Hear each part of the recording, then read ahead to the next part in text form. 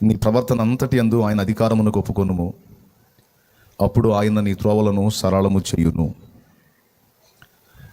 నూతన సంవత్సరంలో కొంతమందికి వాగ్దానం వచ్చింది, నేను నీకు ముందుగా పోవచ్చు, మెట్టగానున్న త్రోవలను సరళము చేసేదని వచ్చింది. అన్నయ్య, నేను ఇది మొదలుకొని నిన్ను ఆశీర్వదిస్తాను అని వచ్చింది. అన్నయ్య, దేశం యొక్క ఉన్నత స్థలముల మీదకి నేను ఎక్కిస్తానని వాగ్దానం వచ్చింది. అన్నయ్య, నీవు అనేకులకు అప్పిచ్చేదవు కానీ అప్పు చెయ్యవు అని వాగ్దానం వచ్చింది. అన్నయ్య, నిన్ను స్వస్థపరచు యెహోవాను నేనే అని వాగ్దానం వచ్చింది. అన్నయ్య అని పాపం వాళ్ళకు వచ్చిన వాగ్దానాలను బట్టి మీరైనా నేనైనా సంబరపడతాం, సంతోషపడతాం. ఒక రకంగా చెప్పాలంటే ఆ దేవుని వాగ్దానం, ఆ ప్రామిస్ ఏదైతే ఉందో అది మనకు ప్రాణం పోసిద్ది. కృంగిన స్థితిలో, దిగజారిన స్థితిలో మనకు కొంత ఊరటనిచ్చిద్ది. అది ఏదో ఒక నిరీక్షణ, దేవుడి మాట అన్నాళ్లే, నా పరిస్థితి మారిద్దిలే అని గొప్ప ఆదరణ. నిజంగా దేవుని మాటకు ఆ శక్తి ఉంది, కలిగిద్ది. కానీ దానికి సంబంధించిన సమాధానం మాత్రం మనకు కొన్నిసార్లు కనబడదు. వాగ్దానం అనుసరించి మనకి రిజల్ట్ కనపడదు. అప్పుడు డౌట్ వస్తుంటుంది, ఏందోలే కానీ ఆ మాటల ప్రకారం జరిగిద్దంటావా అని అనిపిస్తుంది. దేవుడు మాట ఇచ్చాడు అంటే ఎట్టి పరిస్థితుల్లో ఆ మాటని తప్పిపోడు. ఆయన వాగ్దానం చేసిన వాడు నమ్మదగిన వాడు ఉండునని రాయబడి ఉంది. మనకు చేసిన వాగ్దానాలన్నీ తప్పక దేవుడు నెరవేరుస్తాడు. అయితే చిన్న షరతు ఒకటి వర్తిస్తుంది. బైబిల్ గ్రంథంలో వేలాదిగా మనకి ఆశీర్వాదాలు, వాగ్దానాలు ఉన్నాయి. అవి ఎన్నున్నప్పటికీ షరతులు వర్తిస్తాయి. షరతు ఏమిటంటే, చాలా వాగ్దానాలకి నెరవేర్పు మనకు పొందాలి అంటే, మనం నెరవేర్పు పొందాలి అంటే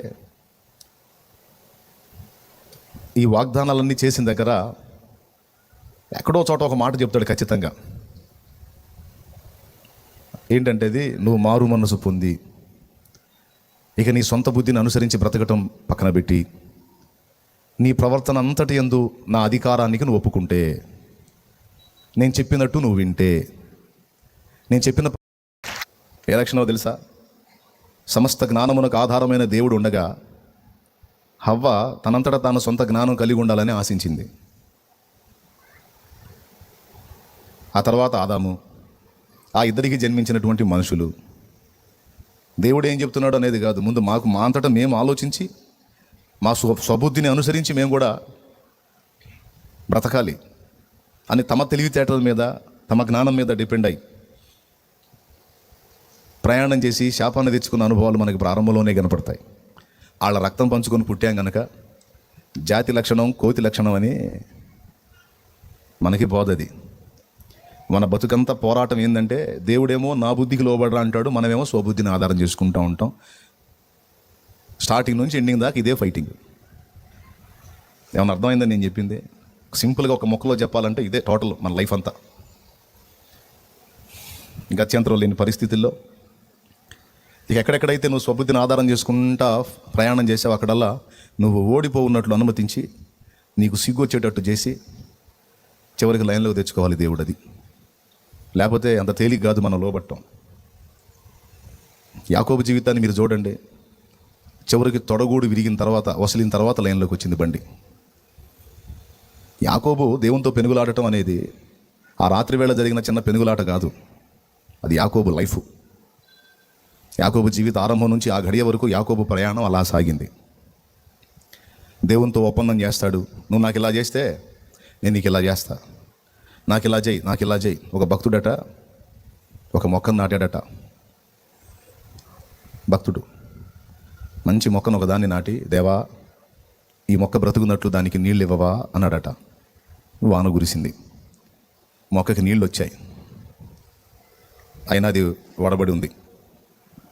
దేవా నీళ్ళతో పాటు సూర్యరశ్మి కూడా కావాలి కదా, ఎండొచ్చేటట్టు చేయవా అన్నాడట. ఎండొచ్చింది, అయినా అది వడబడే ఉంది.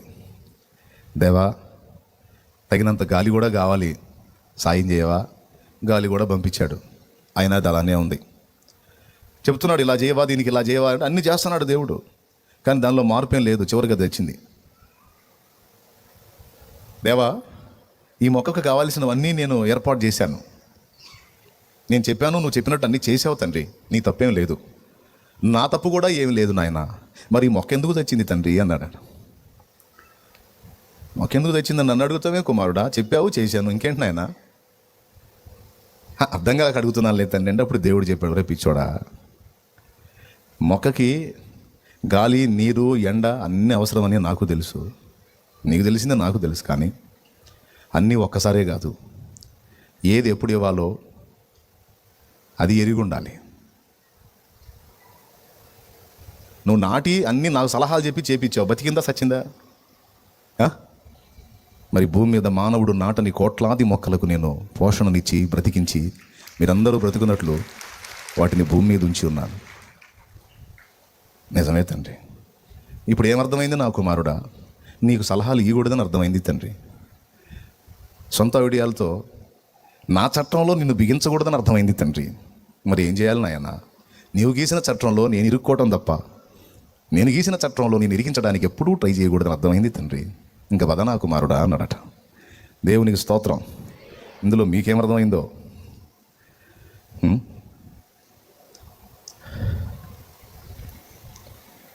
సాధ్యమైనంత వరకు అందరికీ ప్రేమతో చెప్తున్నా, నేను కూడా, మీరు కూడా, అందరూ లైవ్లో కనబడుతున్న అనేక మంది ప్రజలు చేతనైనంత మటుకు దేవుడు గీసిన చట్టంలో బ్రతకడానికి ప్రయత్నం చేయటమే మనకు ఉత్తమం, క్షేమం. అంతే. సాధ్యమైనంత వరకు ఆదామీయ క్రమమును విసర్జించి యేసుక్రీస్తు క్రమమును అనుసరించుటయే ఉత్తమోత్తమం. ఆదామీయ క్రమం ఏంటి? స్వబుద్ధి. కడపటి ఆదామైన యేసుక్రీస్తు క్రమం ఏంటి? తండ్రి చిత్తము. అయితే విషయం ఏంటంటే, ఆదామీయ క్రమమేమో కొంచెం మొదట గెలిచినట్టు కనపడిద్ది, అంతా బాగున్నట్టు కనపడిద్ది, కానీ తుదకది విషాదాంతం. కానీ కడపటి ఆదామైన యేసుక్రీస్తు క్రమము మొదట శ్రమానుభవంలో ప్రయాణం చేసినట్టు ఉంటుంది, కానీ దాని ముగింపు ఒక ఆశీర్వాదకరమైన ముగింపు. దేవునితో నడక అంటే, దేవునితో ప్రయాణం అంటే అంతే.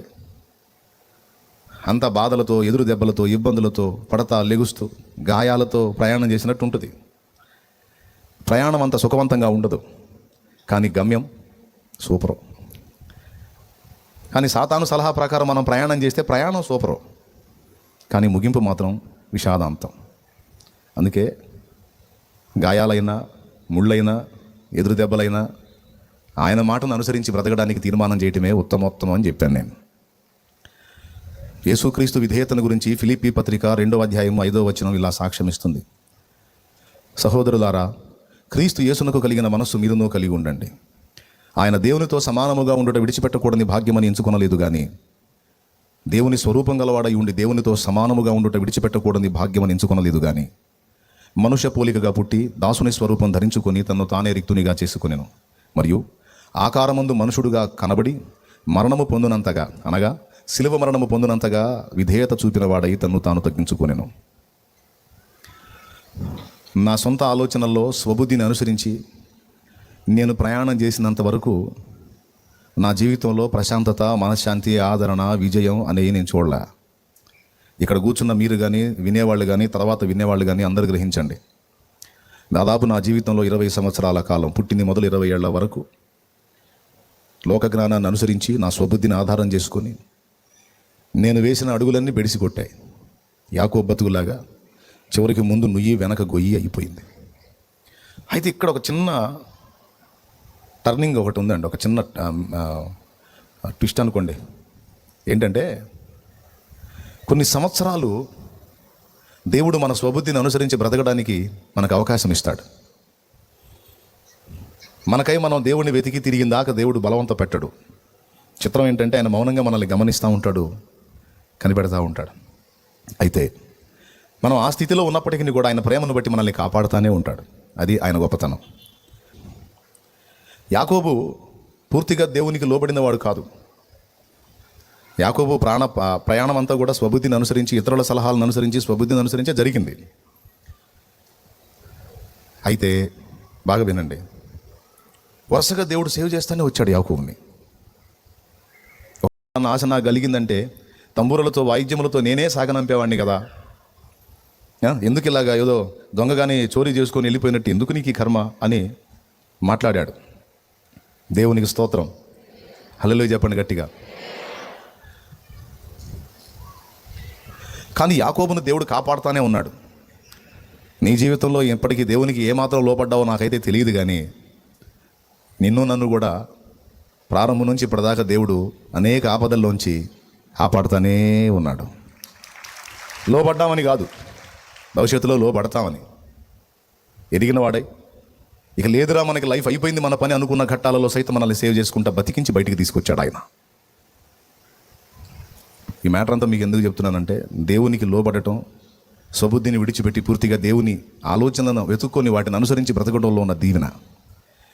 20 సంవత్సరాల ప్రాయం వరకు నా ప్రయాణం అలా సాగింది, కానీ నేను పొందినటువంటి ప్రశాంతత, మనశ్శాంతి, ఆనందం ఏం లేదు. అదంతా చేదైన అనుభవాల్లో సాగింది. పసి హృదయంలోనే ఎన్నో గాయాలు, కొన్ని చెప్పగలను, కొన్ని చెప్పలేను. కానీ ఇంచుమించు 20 ఏళ్ల ప్రాయంకి వచ్చినప్పుడు జీవం గల దేవుని యొక్క ప్రత్యక్షత పొందుకొని ఆయన్ని గుర్తిరిగిన తర్వాత ఆయన ఆలోచనకి నా జీవితాన్ని అప్పగించుకొని దేవుడు చెప్పినటువంటి ఆలోచనల చొప్పున బ్రతకడానికి నిర్ణయించుకొని ఎప్పుడైతే అడుగులు సాగించానో, అది కుటుంబ జీవితంలో కావచ్చు, విశ్వాసయాత్రలో కావచ్చు, దైవ సేవలో కూడా అదే నియమం. దేవుని సేవలోకి వచ్చినప్పుడు కూడా ప్రారంభంలో అందరిలాగానే సొంత ఆలోచనలతో ప్రయాణం చేశాను. తర్వాత దేవుడిచ్చిన ఆలోచనల కంటే ఉత్తమమైన ఆలోచన లేదని సేవా సంబంధమైన విషయాల్లో కూడా దేవుని ఆలోచనలకే ప్రయారిటీ ఇచ్చాను. ఈ విషయంలో దేవుడు ఏం చేయమంటున్నాడు, ఈ విషయంలో దేవుడు ఎలా ఉండమంటున్నాడు, ఈ విషయంలో దేవుడు ఏం సలహా చెప్తున్నాడు అని వాటిని అనుసరించి నేను బ్రతకడానికి నా మనసుని దిటవ చేసుకొని జాగ్రత్త పడ్డాను. దాని ఫలం చాలా అనుభవించాను. నిజంగా ఒక మనిషి తన జీవితంలో పొందాలి అని ఆశించే వాటిలో చాలా వరకు నేను పొందాను. కానీ నా ప్రయాణం ఎలా ఉందంటే, పడతా లెగుస్తా ఉన్నట్టుగానే ఉంది, కానీ అందుకోవాల్సినవన్నీ అందుకునేటట్టు కృప దొరికింది నాకు. ఒక గాయం, ఒక ఆనందం అన్నట్టు. ఇంతకీ నేను చెప్పేది ఏమైనా అర్థమవుతుందా మీకు? ఏదో ధారాపాతంగా చెప్పుకుంటూ వెళ్తున్నాను, మీ కర్ర మొత్తం కూడా దేవుని మాట వినండి అనే దాని మీదే ఉంది. అది కాస్త పిచ్చి తెలివితేటలు మానుకొని, మన బ్లెంట్ భాషలో చెప్పాలంటే సోది వేషాలు మానుకొని కొద్దిగా ఆయన చెప్పింది వినండి, వెతుక్కోండి. ఆయన చెప్పిన మాటలు ఏం చెబుతున్నాడో కాస్త వెతుక్కొని కొద్దిగా ఆ మాటలను అనుసరించి బతకడానికి మనసును దిటవ చేసుకొని ట్రై చేయండి. నష్టం కలిగినట్టుంటుంది, నష్టం కాదు. గాయం కలిగినట్టుంటుంది, గాయం కాదు. ఒకటే, నాకు తెలియదు ఈ విషయంలో, నువ్వు చెప్పినట్టు నేను చేశా, నువ్వు చెప్పినట్టు నేను చేయకపోతే నువ్వు నా మీద కేసు రాసుకుంటావు. నువ్వు చెప్పినట్టు నేను చేశా, దానికి తగిన జవాబు నాకు రాలేదనుకో, నేను రాస్తాను నీ మీద కేసు. దేవునికి స్తోత్రం. అది రాయి, అవసరమైతే దేవుని మీద కేసు రా. ఏం దేవా, ఎందుకు ఎట్లా చేసావు, నేను నువ్వు చెప్పినట్టు చేశా కదా అను. ఆయనేం ఫీల్ అవడు, ఓకే కొంచెం ఆగి చూడంటాడు, అంతే, ఇంకేమనడు. నేను చెప్పినట్టు చేసావా, కొద్దిగా ఆగంటాడు. దాని ఫలం వచ్చేది కొద్దిగా ఆగురా తల్లి, ఆగు అంటాడు. ఇంకా వేరేది ఏమీ లేదు తమ్ముడు, అంతే. దేవుని మార్గంలో ప్రయాణం. కనాను పో అన్నాడు. తండ్రి ఇంటి దగ్గర నుంచి బయలుదేరాడు అబ్రాం. ఐగుప్తుకు పొమ్మని చెప్పాడా? కనాన్లో కరువు భారంగా ఉన్నందున మనోడు ఐగుప్తు ప్రయాణం చేశాడు. పెద్ద ఆయన ఐగుప్తుకి వెళ్ళమన్నది దేవుని ఆజ్ఞగా, దేవుడు చెప్పలా. కనాన్లో కరువు వచ్చింది, ఏం చేయాలి నాయనా అని అడగాలి. వాగ్దత్త దేశం ఇది, కనాను, ఓకే వచ్చాను, ఇక్కడేమో నాకేమీ ఆన్సర్ కనపడట్లేదు, మరి ఏం చేయాలి నేను? మరి రమ్మన్నావని కొంచెం కనిపెట్టుకుంటే అది ఎట్లుంటున్నావు, కానీ ఇక్కడ కరువు భారంగా ఉంది, బ్రతకడం కష్టం అయిపోయింది, ఐగుప్తు సంపన్నంగా ఉంది అని ఐగుప్తుకు అడిగేశాడు. అయిపోయాయి, హాగర్ ఎంటర్ అయింది. ఇక ఐగుప్తులకు పోతే హాగర్లు వస్తారు. స్తోత్రం, హల్లెలూయా, పాఠం అన్నమాట. ఒకటే అయిపోయింది ట్రైనింగ్. తర్వాత లోతుకి అబ్రహాంకి ఇద్దరికి వివాదం వచ్చినప్పుడు ఇక అబ్రహాం అంతకు ముందులాగా ఎంపిక చేసుకోవాలా, ఎంపిక లోతుకి అప్పచెప్పాడు. నువ్వు కోరుకో బాబు, ఎటు పోవాలనుకుంటున్నావు అటు వెళ్ళిపోదు, దేవుడు ఎటు నడిపిస్తాడు, నేను పోతా. ఆల్రెడీ ఐగుప్తుకు పోయి అగసాట్లు తెచ్చుకున్నా, అబద్ధాలు ఆడాల్సి వచ్చింది, శారాని కొంతకాలం ఎడబాయాల్సి వచ్చింది, టెన్షన్ ఫేస్ చేయాల్సి వచ్చింది. వచ్చేటప్పుడు శారా సింగిల్గా రాకుండా హాగర్ను తీసుకొని వచ్చింది నా ప్రాణం తీయటానికి. ఎన్నొద్దులే నాకు, నువ్వే డిసైడ్ చేసుకొని లోతుకి అవకాశం ఇచ్చాడు అబ్రహాం. దీన్ని బట్టి ఏమర్థమవుతుంది?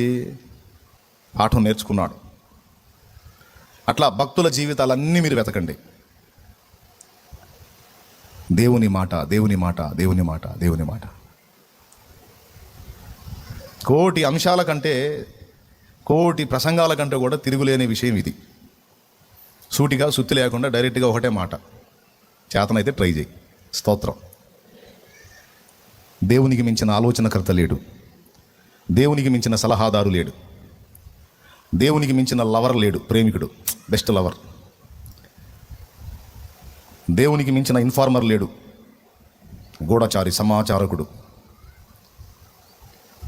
దేవునికి మించిన జ్ఞాని లేడు, సమస్తాన్ని నీకు తెలియజేయగలుగుతాడు. దేవునికి మించిన తండ్రి లేడు, దేవునికి మించిన భరోసా లేదు, దేవునికి మించిన ధైర్యం లేదు, దేవునికి మించిన ఆదరణ లేదు, దేవునికి మించిన ఆనందము లేదు. అయితే మనసు కనెక్ట్ కావాలటు. ఏ కాడికి మనం దేవుణ్ణి ఉపయోగించుకొని లోకానందం పొందడానికి మన దరిద్రపు తెలివి. మళ్ళీ చెబుతాను, దేవుడిలో ఆనందం కాదు, దేవుణ్ణి ఉపయోగించుకొని లోకానందం పొందడానికి మన దరిద్రపు తెలివి. అంతా యాకోబు వ్యవహారమే. ఏ కాడికి ఆయన దగ్గరికి వచ్చే లావాదేవీలు, వ్యాపార వ్యవహారాలు అనమాట. నాకు ఇది చేస్తే ఇది ఏదైనా చూస్తాను, నీకు అది నాకు ఇది ఏదైనా ఉపయోగపడేటట్టు చేస్తే నువ్వు, నేను నీకు ఏదైనా చేస్తానయ్యా. అయ్యా, ఒప్పుదలలు, మొక్కుబళ్ళు, ఒప్పందాలు. దేవుడు అంటాడు, రే నాయన, నా దగ్గరికి వచ్చి కూడా నన్ను కూడా ఉపయోగించుకొని ఏదో లోకానందం పొందడానికి ట్రై చేస్తున్నావు, ఏం లేదురా, నన్ను రుచి చూడరా అంటాడు ఆయన. ఏమంటాడు? నన్ను రుచి చూడరా నాన్న. అప్పుడు నీకు నన్ను రుచి చూసి లోకాన్ని చూడరా, అప్పుడు నీకు అర్థమైతే లోకంలో ఏముందో అంటాడు. ఏం రుచో ఏమో లేనాయన, నువ్వు సగం అర్థమై సగం అర్థం కావట్లేదు. ఎందుకు వచ్చిన గొడవ? ఇదిగో నువ్వు చేయమన్నది చేస్తా, నాకు మాత్రం ఆ పనిలో అయ్యేటట్టు చూడు. స్తోత్రం, హల్లెలూయా. నా కోరిక ఏంటంటే, నన్ను వెంబడించిన నా బిడ్డలందరూ, మనందరం కూడా దేవుని రుచి చూచి ఒక ఏలియాలాగా, ఒక ఎలీషాలాగా, ఒక పౌలులాగా, యేసులాగా దేవుని రుచి చూచి దేవుని బట్టి బ్రతకాలనేది నా ఆరాటం. అది నీ విషయంలో, నా విషయంలో పరిశుద్ధాత్మ ఆరాటం కూడా అదే. హల్లెలూయా.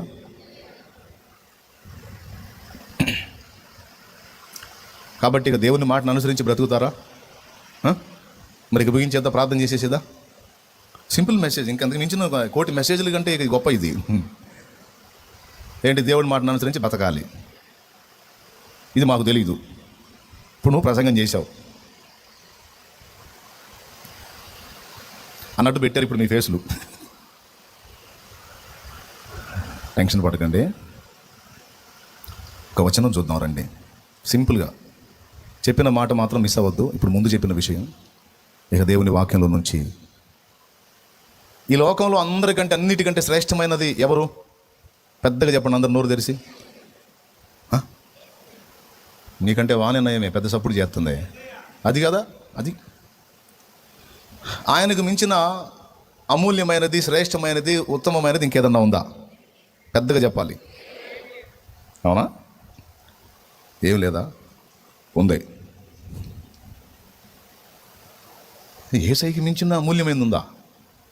ఉంది. కొంచెం డౌట్ వచ్చింది మీకు. ఒకసారి బైబిల్ మీ దగ్గర ఉంటే మత్తయి సువార్త 13వ అధ్యాయం 45వ వచనం ఒకసారి చదవండి.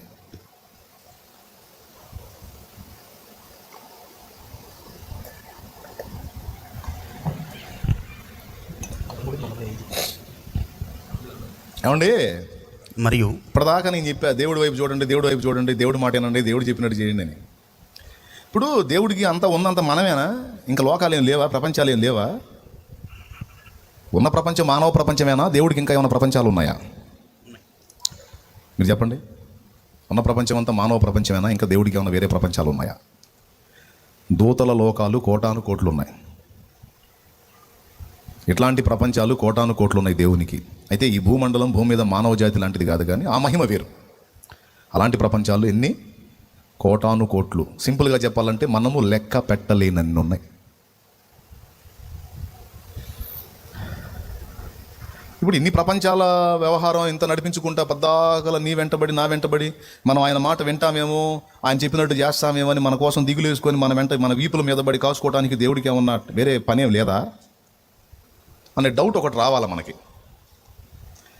ఇప్పుడు మన ఇంటి వ్యవహారాలు చక్కబెట్టుకోవడానికి మన తల నొప్పి పుడతా ఉంటే పక్కింటోడు శోభ చెబుతున్నాడు అనుకో, అరే పోరా బాబు నా శోభ నాకు తల పోరా నాయన నువ్వు అంటావా అనవా?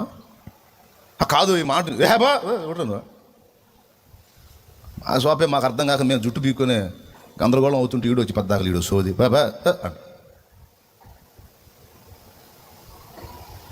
ఇన్ని ప్రపంచాలు కోటాను కోట్ల ప్రపంచాలు ఉంటే బోల్డ్ అంత వ్యవస్థ ఇంత నడిపించుకుంటే ఆయనకి ఏం పని లేనట్టు అచ్చంగా మన మీద ఏమైనా మైండ్ పెట్టుకుని కూర్చున్నాడా ఏంది అని మీరు అడిగితే అవునని నేను సమాధానం చెబుతా. కోటాను కోట్ల ప్రపంచాలున్నా, కోట్లాది కోట్ల దూతలున్నా, ఎన్నో ప్రపంచాలు ఆయన చేతులలో నడిపించబడుతున్నా ఎవరి మీద దేని మీద లేనంత ప్రేమ, ఆసక్తి, శ్రద్ధ మన మీద దేవునికి ఉంది.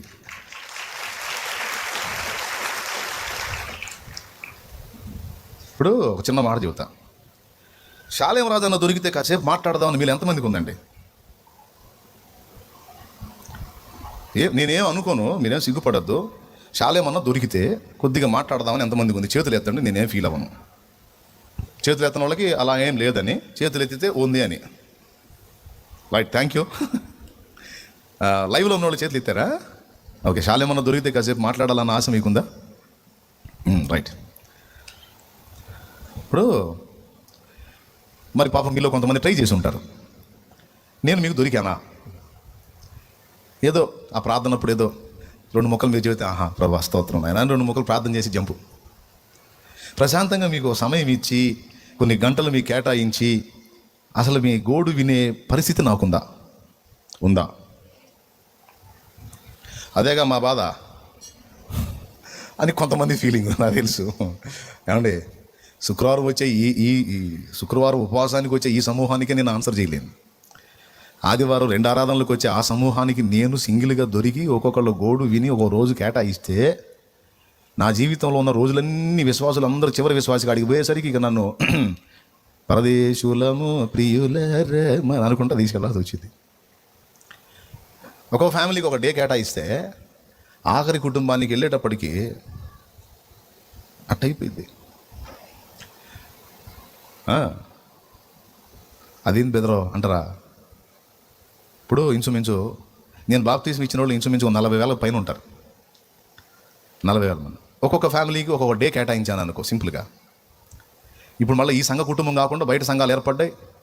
మళ్ళీ ఈ ఆన్లైన్ పరిచర్యలో లక్షలాది మంది కనెక్ట్ అయ్యారు. ఇక వాళ్ళని అంటే అసలు ఇంకా కష్టం అయిపోద్ది. సంఘంగా మేము రెగ్యులర్గా ఇక్కడికి వచ్చి కూర్చొనల్లా నీ మాటలు వింటున్నాంగా మేము అని మీరు ఒకవేళ అంటే సరే ఫీల్ అవుతున్నారులే అని కేటాయించాను అనుకో సింపుల్గా. ఒక్కొక్క విశ్వాస ఫ్యామిలీకి ఒక డే. మనిషి జీవితకాలం అంతా ఎన్ని రోజులు అని చెప్పాను? 100 సంవత్సరాలు బతికితే 36,000 రోజులు. కుటుంబాలు సింపుల్గా లెక్కేసుకుంటే ఒక 20,000 కుటుంబాలు అనుకోండి. ఒక 20,000 కుటుంబాలు అనుకోండి. ఇప్పటికే నా లైఫ్లో సగం అయిపోయింది అనుకుందాం. ఏది 60 ఏళ్ల జీవితానికి, లేదు 100 ఏళ్ల జీవితానికంటే ఒక 40 దాటింది అనుకుందాం. ఇంకెంత ఉంది నాకు? 100 బతికితే 100 ఏడుందేడా? ఇప్పటికీ అయిపోయి ఇక కూర్చొని లేచి కూర్చొని ముసలోళ్ళలాగా కథ నడుపుతున్నా. జస్ట్ చేతిలో కర్ర ఒకటే లేదు. స్తోత్రం, హల్లెలూయా. కొంతమంది నువ్వు ముసలాడు ఏం దొరకన్నా? ఏం లేదు, ఇక్కడ డొల్లే అట్ట దొల్లుతుంది బండి ఏ పూట కాపూట.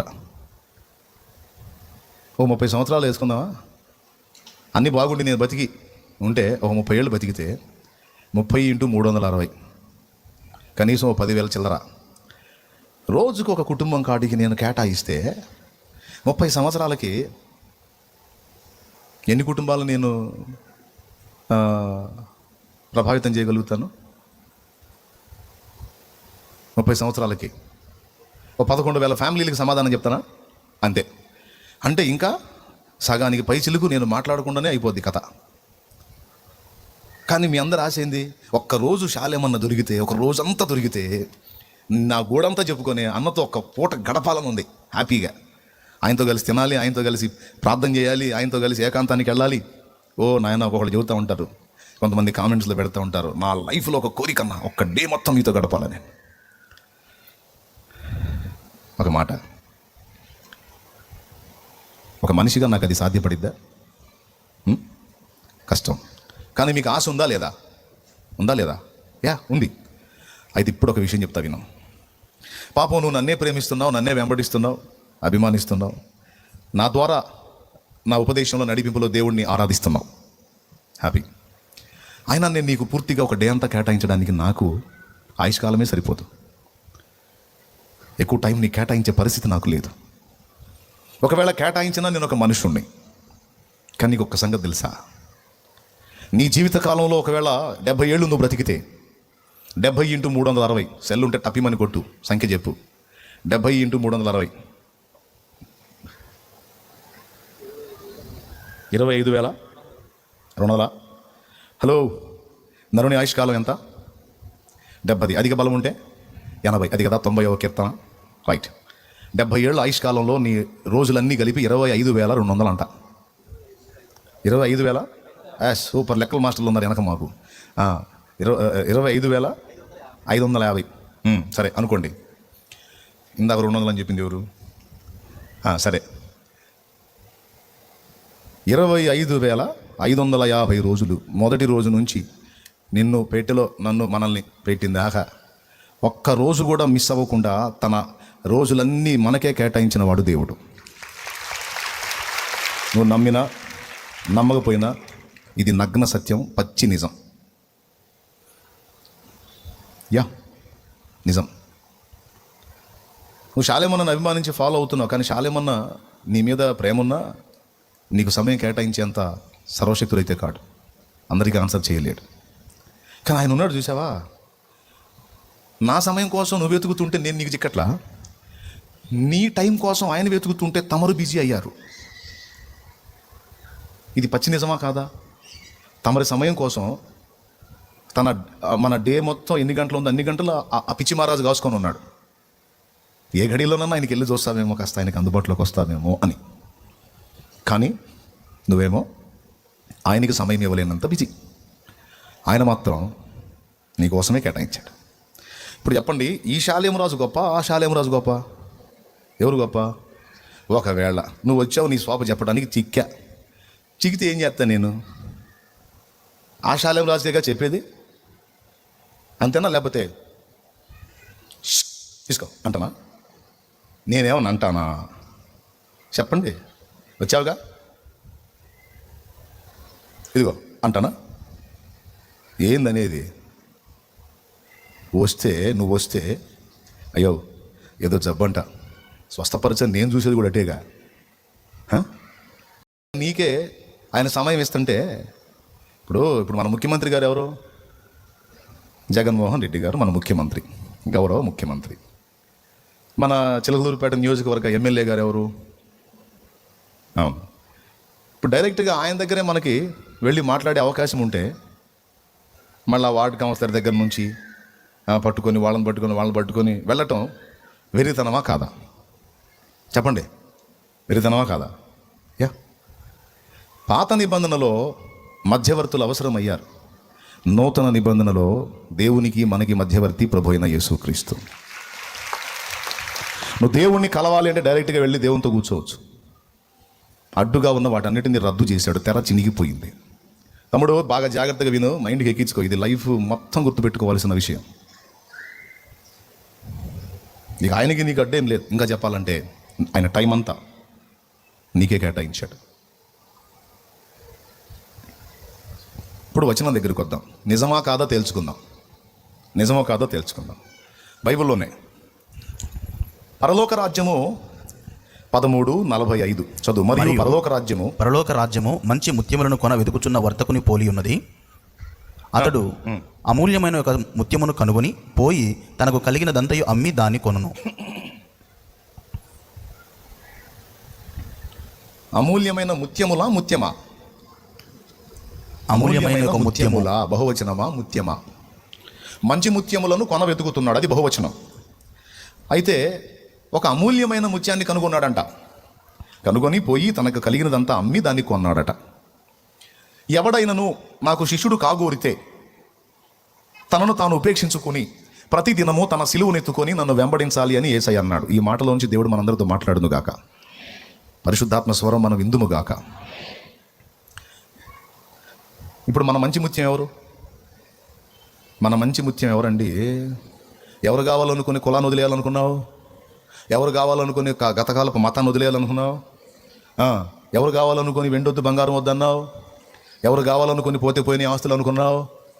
నువ్వు ఆ యేసు ప్రభు మతంలోకి పోయావు, నా ఆస్తిలో నీకు చిల్లి కావకూడదు ఏమనంటే పోతే పో, ఇయ్యకపోతే పో, నాకు యేసు చాలు. అన్నిటిని వదిలేసుకున్నావుగా. ఫ్రెండ్స్ వదిలేశారు, చర్చికి వెళ్తున్నావు అని. మతస్థులు వదిలేశారు, కులస్తులు వదిలేశారు, వాళ్ళు వీళ్ళు రకరకాల విమర్శలు చేసి పక్కన పెట్టేశారు.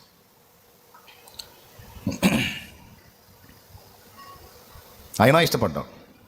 నీ కలిగింది మొత్తం పోగొట్టుకోవడానికి ఇష్టపడ్డావు. ఆఖరికి యేసయ్యను నమ్ముకుంటే చంపుతామని, చంపే అవకాశం కూడా ఉందంటే సచ్చినా పర్వాలేదు యేసయ్యను మాత్రం వదలను అన్నావు. అంటే ప్రాణం కూడా వదిలేయడానికి ఇష్టపడ్డావు. ఎవరి మంచి ముత్యం? యేసయ్య. అన్నీ కోల్పోవడానికి ఇష్టపడ్డావుగా ఆయన కోసం, అవునా? పరలోక రాజ్యంలో చేరిన వారందరూ కూడా మన మంచి ముత్యమైన, అమూల్యమైన ముత్యమైన యేసయ్యను కోరుకొని సమస్తాన్ని వదిలేసుకోవడానికి ఇష్టపడ్డారు. అలా ఇష్టపడ్డ వాళ్ళే క్రైస్తవులు. అయ్యి కావాలి, యేసు కావాలన్నాడు సగం క్రైస్తవుడు, సంపూర్ణ క్రైస్తవుడు కాదు. మొత్తం పోయినా పర్వాలా, యేసు చాలు. వెండి బంగారములు నాకు వలదు, పేరు ప్రఖ్యాతులు నాకు వలదు. నిజంగా మనస్ఫూర్తిగా ఎంతమంది పాడతారు ఈ పాట? చేతులు ఎత్తండి, నేను పాడుతాను. నిజంగా నా ఫీలింగ్ అదే. అన్నాడు చేతులు ఎత్తండి. చేతులు ఎత్తని వాళ్ళందరికీ వెండి బంగారం కావాలని అర్థం. యేసు కావాలా, వెండి కావాలా? యేసు కావాలా, బంగారం కావాలా? యేసయ్యనా? ఇహ భోగ భాగ్యాలు నాకు వలదు, ఇహ భోగ భాగ్యాలు నాకు వలదు, సిరి సంపదల ఆశ నాకు లేదు, సిరి సంపదల ఆశ నాకు లేదు, నీ పాద సన్నిధే నాకు చాలు. ఓకే కదా? మళ్ళీ గట్టిగా చెప్పండి. మంచి ముత్యం చాలనుకున్నావు, అన్నీ వదిలేసుకున్నావు, డౌట్ లేదుగా. విచ్చలవిడి జీవితాన్ని వదిలేశావు, అడ్డదిడ్డంగా బతికే బతుకు వదిలేశావు, తప్పుడు ప్రవర్తనను మానేశావు. ఎందుకంటే ఆయన నచ్చవు కాబట్టి ఆయన నచ్చేటట్టు నడుచుకోవాలని అన్నీ వదిలిపెట్టి యేసు మాత్రం చాలనుకున్నావు. డౌట్ లేదు కదా? నీరసం అవుతుంది చెప్పండి, చేతులు ఎత్తండి. ఎందుకు డౌట్ ఎందుకు అన్నాయా? ఇక లేదు, అనుమానం లేదు, ఇక ఏమైనా కానీ నాయనే చెప్ప. అది ఇప్పుడు కొంచెం ఉల్లాసంగా ఉంది. ఎంత ప్రేమించారండి యేసయ్యని మీరు. ఆయన చాలనుకున్నారు. మంచి ముత్యం మనకు చాలు. ఇప్పుడు మన మంచి ముత్యం ఎవరు చెప్పండి? ఆయన శ్రేష్టమైనవాడు, అందరికంటే అన్నిటికంటే.